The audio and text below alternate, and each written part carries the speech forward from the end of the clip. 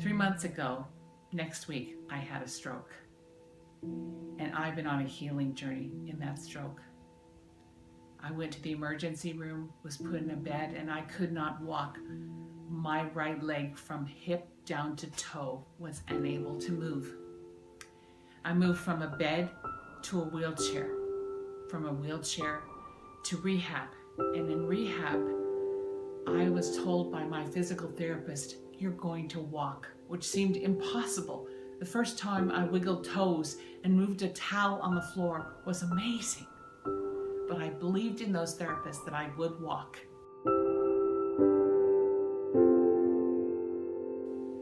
And so they found an AFO, an artificial foot orthotic, strapped in on my leg, and I stood at the parallel bars and bore my weight, my left leg helping, the balance of my arms helping, and I was able to stand and look down a long mirror at me. I didn't look anything like me in that mirror. She was crooked, she couldn't stand up straight. It didn't look like me, but my therapist believed I would walk.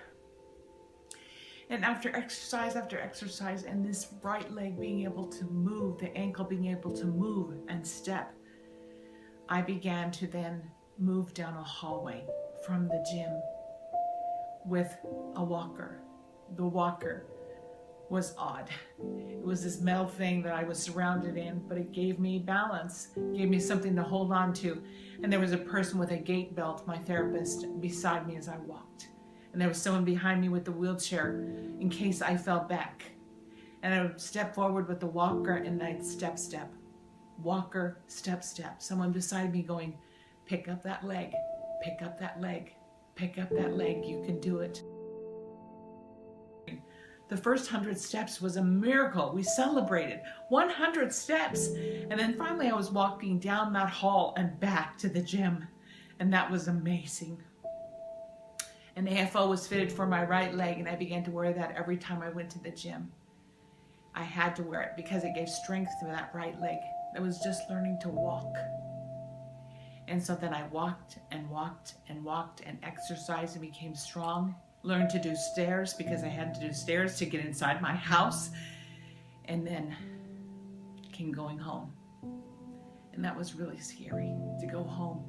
Back to where things would never be the same again, but back home to family and relationships and life again. It was very scary. I remember crying the first night with my husband, just because I'd never been here for 5.5 weeks. I hadn't been home, and it felt so scary to be home finally. And then my physical therapist came to meet with me, Sylvia, and she was a hard woman. There was no with Sylvia. You were gonna do it. And she believed I could walk as well, that I was going to be walking by the time she finished with me. And so she exercised me, and she said, "You know what? We don't need this AFO anymore. I think you need to go without it and let your leg become stronger." And so I began to walk with my walker and no AFO. And then from there, she said, "Now you're going to start pushing this walker like you're pushing a shopping cart." And it became slippery then to do that. It's kind of scary to move that walker. But I had my walker. I was so glad. And she continued to walk with me with the gate around my belt, the belt to hold me up, keep me safe. And then I started doing the next thing. The next thing was I was going to start using a cane, a 4-pronged cane. And I was going to start walking around with that cane. And I was going to build like a bridge of 3 strong places. The cane at my left and my 2 legs, left and right, were going to be strong. And I was going to start to walk with a cane. Now that was scary because I'd relied on that walker forever. And I was going to start relying on a cane at my side. That was scary, to give up the walker, because I could become used to walking with the walker. But I had to get that up if I wanted to walk, and I did. And then all of a sudden in a week, I was no longer using the walker, but I was using Melea, with Sylvia holding onto me with the gate, and we were walking around the house. The first time I walked around this house, I thought, where am I? I'm down in my bedroom. I'm down the hallway, and I'm down in my bedroom. It seemed so strange to just walk around the house again, to walk freely. Such a gift to walk again. It was very emotional. And I've been walking ever since. Ever since.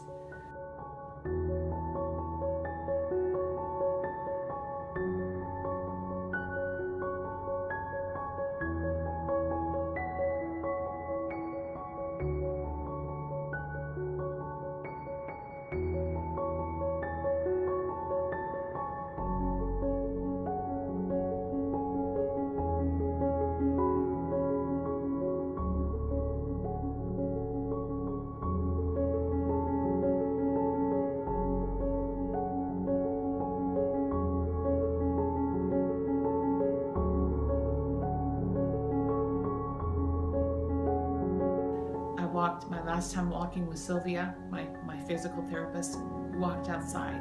And we walked up and down the steps and up and down little hillsides here at the house. And it was raining and the ground was full of dirt and slippery. But I walked and she told me, Melea, there is nothing you can't do if you want to walk. I've been living in Philippians 4:13 for a long time, that I can do all things through Jesus Christ who strengthens me. And I had learned that that was real because he was strengthening me every single day to walk again.